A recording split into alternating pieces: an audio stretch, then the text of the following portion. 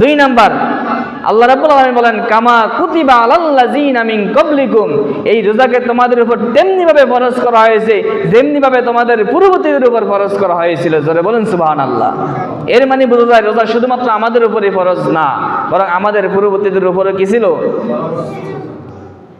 আজকে আয়াতের তাফসীর দেখলাম, তাফসীরে তাবারি ইবনে কাসির, এই দুইটা তাফসীর যখন দেখলাম, দুটোটা তাফসীরে প্রায় সেম কথাগুলি লিখেছেন যে পূর্ববর্তীদের ক্ষেত্রে কাদের উপর কয়টা রোজা ছিল কিছু ইখতিলাফ আছে।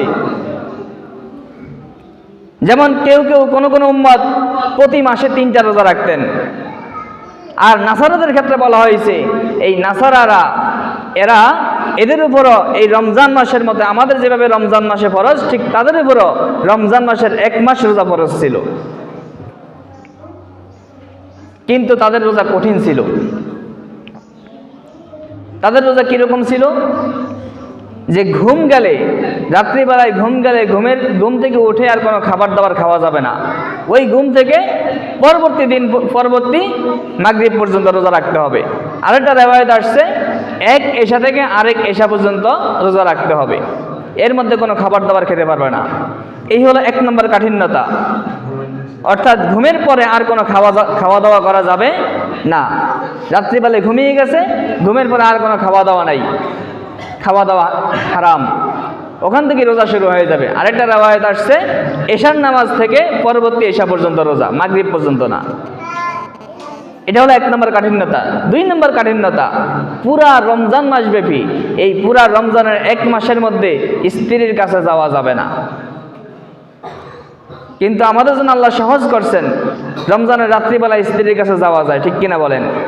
কিন্তু আগের যুগে নাসারাদের উপর রোজা ফরজ ছিল রমজানের 1 মাস, কিন্তু স্ত্রীর কাছে রাত্রিবেলাও যাওয়া, পুরা 1 মাস স্ত্রী থেকে দূরে থাকতে হবে। এই নাসারারা যখন দেখলো 1 মাস এত কষ্ট, রমজান মাস কখনো শীতকালে আসে কখনো গরমকালে আসে, তখন এরা সবাই মিলে বৈঠক করলেন যে রমজান মাস আমরা পরিবর্তন করে দিব। জোরে বলেন নাউজুবিল্লাহ। আল্লাহর বিধানকে পরিবর্তন করা যায়? এরা আল্লাহর বিধানকে পরিবর্তন করছে। কিভাবে করছে? আল্লাহর বিধানকে পরিবর্তন করে এরা যখন গরমকালে রোজা আসতো, যেমন আমাদের গত বছর যে পরিমাণ গরম ছিল রমজানের রোজায়, এই গ্রীষ্মকালে যখন রোজা আসতো তখন এরা করতো কি, এই রোজাকে তারা শীতকালে নিয়ে যেত এবং 20টা রোজা বাড়িয়ে 50টা রোজা রেখে দিত, যে আমরা যে পরিবর্তন করছি এটার ক্ষতিপূরণ দিয়ে দিলাম বাকি 20টা রাইখা, কারণ শীতকালে দিন ছোট। এভাবে রোজা রাখতো।